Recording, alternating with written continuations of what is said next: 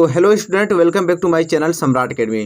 तो मेरे प्यारे विद्यार्थियों, आज की वीडियो आप लोगों के लिए बहुत ही ज़्यादा खास होने वाली है। ठीक है, हम लोग तैयारी कर रहे हैं 2022 बोर्ड एग्जाम की और अपना टारगेट 95% लेकर। ठीक है, उसी के बिहाफ पे मैं आप लोगों को क्वेश्चन कराने वाला हूँ साइंस के 15 महत्वपूर्ण बहुविकल्पीय प्रश्न।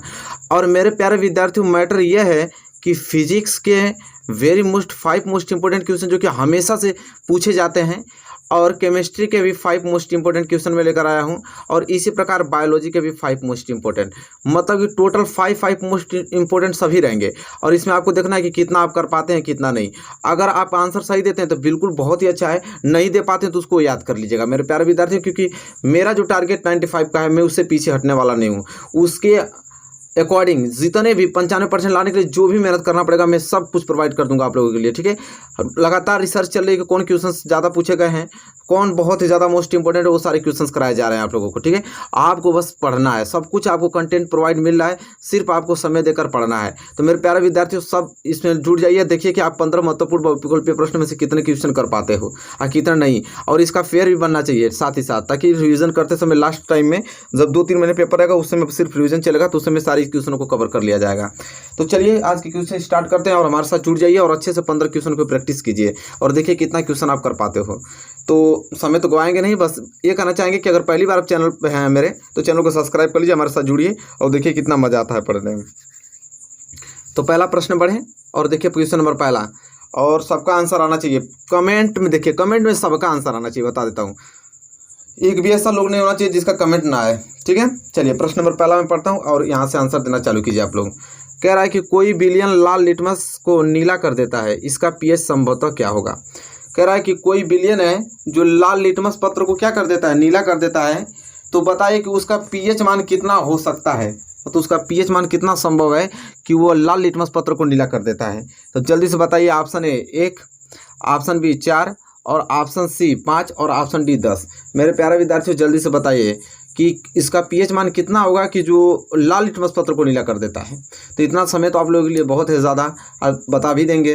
तो चलिए कमेंट कर दीजिए फटाफट, मैं बता देता हूँ इसका सही आंसर आप लोगों को, कि उसका पीएच मान 10 होगा मेरे प्यारे विद्यार्थियों। ठीक है, उसका पीएच मान 10 होगा, तब जाके वो लाल लिटमस पत्र को नीला कर देगा। ठीक है, ऑप्शन डी, जितने लोगों ने ऑप्शन डी दिए होंगे बिल्कुल उनका सही होगा। ठीक है, 2022 बोर्ड एग्जाम में 95% लाना है किसी कीमत पे, बस ये जिद हम लोग की है। प्रश्न नंबर दूसरा, खाने के सोडे का रासायनिक सूत्र है। जो हम लोग खाने का सोडा होता है उसका रासायनिक सूत्र पूछा है। पहला Na2CO3, option B NaHCO3, option C NaCl, और ऑप्शन डी NH4Cl। बताइए जो खाने का सोडा होता है उसका रासायनिक सूत्र क्या होता है इन चारों ऑप्शनों में से, जल्दी से कमेंट करके बताइए फटाफट। कमेंट गलत हो या सही हो कमेंट हमें चाहिए, और कुछ नहीं, क्यों तैयारी चल रही है, मजाक नहीं चल रहा। ठीक है, खाने के सोडे का रासायनिक सूत्र बताइए आप लोग क्या होगा। तो मेरे प्यारे विद्यार्थियों, होप इतना समय आप लोगों के लिए बहुत ज़्यादा है और आपने कमेंट भी कर दिया होगा। ठीक है, कि खाने के सोडे का रासायनिक सूत्र क्या है, और मैं बताने जा रहा हूँ, मिला लीजिए। अगर आंसर सही निकलता है तो वेरी गुड, नहीं निकलता है तो और वेरी गुड, क्योंकि याद कर लिया जाएगा। तो खाने के जो सोडे का रासायनिक सूत्र होता है वो होता है NaHCO3। क्या होता है, NaHCO3। 1-2 बार बोलिए, याद कर लीजिए इसको। ठीक है, गलत नहीं होना चाहिए। चलिए प्रश्न नंबर तीसरा। प्रश्न नंबर तीसरा है कि फफोलेदार तांबे में जो कापर की प्रतिशत मात्रा होता है, जो फफोलेदार तांबा होता है उसमें कापर की प्रतिशत मात्रा कितना होता है, बताइए। 98%, 2% की 70% की 30%। जल्दी से कमेंट करके बताइए फफोलेदार तांबे में कापर की प्रतिशत मात्रा होती है कितना। 4 ऑप्शन में से बताइए कोई ना कोई, जल्दी से बताइए। इतना समय आप लोगों के लिए बहुत ज़्यादा है, जल्दी से कमेंट कीजिए, मैं समय देता हूं कि ताकि आप लोग अच्छे तरीके से टाइपिंग कर पाए। ना तो कहते हैं आप लोग को समय मिलता नहीं है। तो फफोलेदार तांबे में कापर की प्रतिशत मात्रा कितना है, तो मेरे प्यारे विद्यार्थियों ऑप्शन है 98%। जितने लोगों ने ऑप्शन ए दिया है उनका बल्ले बल्ले भाई। ठीक है, उनका बिल्कुल सही आंसर है। ठीक है, चलिए क्वेश्चन नंबर 4 की तरफ बढ़ेंगे, उसका आंसर देने के लिए बिल्कुल तैयार रहिए एकदम फटाफट। 15 क्वेश्चन करना हमको। प्रश्न नंबर 4, निम्नलिखित में एल्काइन है। अब एल्काइन का सूत्र क्या है बताइए। तो इन चारों ऑप्शन में से पूछा है कि एल्काइन है। Option A C3H6, option B C4H10, और ऑप्शन सी C3H6, कि ऑप्शन डी C3H4। बताइए एल्काइन का सूत्र किनको मालूम है, जिनको मालूम है तो भाई तो चुटकियों में सॉल्व कर देंगे, इन चारों ऑप्शन में से बता देंगे कि एल्काइन का सूत्र क्या है। तो जल्दी से मैं टाइम दे रहा हूँ आप लोगों को कमेंट करने के लिए। ठीक है, जल्दी से कमेंट कीजिए, फटाफट कमेंट कीजिए मेरे प्यारे विद्यार्थियों, क्या होगा इसका सही आंसर। निम्नलिखित में एल्काइन है। तो अब मैं जा रहा हूँ बताने, आप लोग भी बता दिए होंगे, ठीक है। तो सब लोग जानते हैं एल्काइन का सूत्र होता है C3H4। क्या होता है? C3H4। ऑप्शन डी इस क्वेश्चन का सही आंसर। जितने लोगों ने ऑप्शन डी दिया है बिल्कुल उनका 100% सही है और वो ज़िंदगी में अच्छे काम कर रहे हैं, और जो नहीं उनका सही है तो वो भी कर रहे हैं, क्योंकि अब तो याद हो गया ना, अब तो अगली बार तो कर ही देंगे। चलिए क्वेश्चन नंबर 4 के लिए क्वेश्चन नंबर 5 की तरफ बढ़ चलते हैं। चलिए क्वेश्चन नंबर 5, क्वेश्चन नंबर 5वां है, एथिल एल्कोहल का IUPAC नाम है। जो एथिल एल्कोहल होता है उसका IUPAC नाम क्या होता है बताइए? मेथेन, कि ऑप्शन बी एथेनॉल, कि ऑप्शन सी एथेनॉल, कि ऑप्शन डी प्रोपेनॉल? बताइए। एथिल एल्कोहल का IUPAC नाम होता है मेरे प्यारे विद्यार्थियों, जल्दी से कमेंट करके बताइए। एथिल एल्कोहल का IUPAC नाम, बहुत समय दे रहा हूँ, ठीक है, जल्दी से टाइपिंग करके बताइए। एथिल एल्कोहल का IUPAC नाम होता है इन चारों ऑप्शन में से क्या? तो मेरे प्यारे विद्यार्थियों जल्दी कमेंट कीजिए, मैं बताने वाला हूँ इसका आंसर, आप जल्दी से मिला लीजिए आप लोग। एथिल एल्कोहल का IUPAC नाम होता है मेरे प्यारे विद्यार्थियों एथेनॉल। Time of. इतना समय बहुत है। जितने लोगों ने एथेनॉल लिया होगा ऑप्शन सी, बिल्कुल उनका आंसर सही है, ठीक है। चलिए क्वेश्चन नंबर 5 हो गया ना, क्वेश्चन नंबर 6 की तरफ बढ़ेंगे। क्वेश्चन नंबर 6, क्वेश्चन नंबर 6 है कि मनुष्य में ग्रास नली की लंबाई होती है। मनुष्य, हमारे शरीर में जो ग्रास नली होती है उसकी लंबाई कितनी होती है?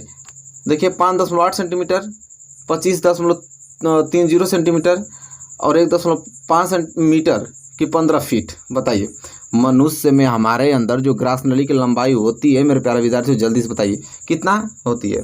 इन चार ऑप्शन में से बताना है आपको। तो समय तो भाई आपको मिल ही रहा है, जल्दी से बस कमेंट करना है और कमेंट के माध्यम से हमें जल्दी से आप इसको आंसर बता दीजिए, बस काम हो जाएगा। मनुष्य में ग्रास नली की लंबाई होती है, बहुत हो गया, इतना बताने जा रहा हूँ। 25.30 सेंटीमीटर बहुत लोगों का कमेंट आया था, बिल्कुल सही। 25.30 सेंटीमीटर मनुष्य में ग्रास नली की लंबाई होती है। तो जितने लोगों ने ऑप्शन बी दिया है बिल्कुल उनका आंसर क्या है? सही। चलिए क्वेश्चन नंबर 7, क्वेश्चन नंबर 7 है कि मनुष्य में लार ग्रंथियों की संख्या होती है। अब बताइए मनुष्य में लार ग्रंथि मतलब हमारे अंदर जो लार ग्रंथि होती है उनकी संख्या कितनी होती है? 2 जोड़ी, 3 जोड़ी, कि 4 जोड़ी, कि 5 जोड़ी? बताइए इन चारों ऑप्शनों में से कौन सा आंसर सही होगा मेरे प्यारे विद्यार्थियों? मनुष्य में लार ग्रंथियों की संख्या होती है, जल्दी से कमेंट करना स्टार्ट कीजिए। और मैं तो इसका सही आंसर बताने वाला हूँ क्योंकि इतना समय बहुत है, आप लोग टाइपिंग करने में कितना समय लगेगा। तो मनुष्य में लार ग्रंथियों की संख्या कितनी होती है मेरे प्यारे विद्यार्थियों? जल्दी से कमेंट करके बताइए। तो कितनी होती है? 3 जोड़ी। कितनी होती है? 3 जोड़ी लार ग्रंथियाँ हमारे अंदर पाई जाती है। इतना बात आपको जहन में बैठा लेना है। क्वेश्चन नंबर 8 की तरफ बढ़िए। क्वेश्चन नंबर 8, क्वेश्चन नंबर 8 है कि पुष्प में कितने भाग होते हैं? अब ये तो प्रश्न का आंसर तो आना ही चाहिए भाई, पर इस प्रश्न का आंसर आना ही चाहिए कि पुष्प में कितने भाग होते हैं? 3, 4, 5 कि 6? बताइए। पुष्प देखे हैं ना, पुष्प पौधा, पुष्प देखे हैं फूल, पुष्प में कितने भाग होते हैं? बताइए जल्दी से कमेंट कीजिए, बताइए पुष्प में कितने भाग होते हैं? भाई आंसर मिल गया होगा आप लोगों को, मैं बताने जा रहा हूँ। टोटल कितने भाग होते हैं? 4 भाग होते हैं। कितने? 4 भाग होते हैं पुष्प में, ये आपको याद कर लेना है किसी कीमत पे। क्वेश्चन नंबर 9, क्वेश्चन नंबर 9 है निषेचन के बाद पुष्प का कौन सा भाग फल में बदल जाता है? अच्छा क्वेश्चन, जब निषेचन के बाद पुष्प का कौन सा जो भाग होता है फल में बदल जाता है? पुंकेसर, वर्तिका, अंडाशय, बीजांडी, यही 4 भाग होते हैं। देखिए वह था ना, पुष्प में कितने भाग होते हैं? 4 भाग। कौन कौन? पुंकेसर, वर्तिका, अंडाशय, बीजांडी, यही 4 भाग होते हैं। लेकिन तुरंत प्रश्न ये पूछ दिया कि जब निषेचन हो जाता है तो निषेचन के बाद पुष्प का कौन सा भाग ऐसा होता है जो फल में बदल जाता है? तो इन्हीं 4 ऑप्शन में से आपको बताना है। बताइए कौन? पुंकेसर, वर्तिका, अंडाशय, बीजांड। तो सबको मालूम भाई कि अंडाशय ही ना बदलेगा, अंडाशय ही ना फल में बदलेगा। तो ऑप्शन सी, क्या? ऑप्शन सी, पुष्प जो निषेचन के बाद पुष्प का कौन सा भाग फल में बदल जाता है? तो अंडाशय। ये याद कर लीजिए। प्रश्न नंबर 9 क्लियर हो गया ना? कितने लोगों ने सी दिया होगा? बिल्कुल सही उनका आंसर है, ठीक है। लास्ट में बताइएगा अभी आप लोगों की कितना सही हो रहा है कितना गलत। चलिए प्रश्न नंबर 10 की तरफ बढ़ चलते हैं। प्रश्न नंबर 10वां मेरे प्यारे विद्यार्थियों, प्रश्न नंबर 10वां है कि मनुष्य के शुक्राणु में ऑटोसोम्स की संख्या कितनी होती है? मनुष्य के शुक्राणु में ऑटोसोम्स की संख्या कितनी होती है? बताइए 22, 24, 42 कि 44? मनुष्य के शुक्राणु में ऑटोसोम की संख्या कितनी होती है मेरे प्यारे विद्यार्थियों? जल्दी से कमेंट करके आप आंसर बताइए। इन 4 ऑप्शन में से कौन सा ऑप्शन सही होगा? जल्दी से फटाफट कमेंट कीजिए। मनुष्य के शुक्राणु में ऑटोसोम की संख्या कितनी होती है? तो मेरे प्यारे विद्यार्थियों 44। कितनी होती है? 44। जितने लोगों ने ऑप्शन डी दिया है बिल्कुल उनका आंसर सही है, किसी कीमत पे सही है, ठीक है। चलिए प्रश्न नंबर 10वां के लिए प्रश्न नंबर 11 की तरफ बढ़ेंगे। प्रश्न नंबर 11 है कि समतल दर्पण द्वारा निर्मित प्रतिबिंब का आवर्धन होता है।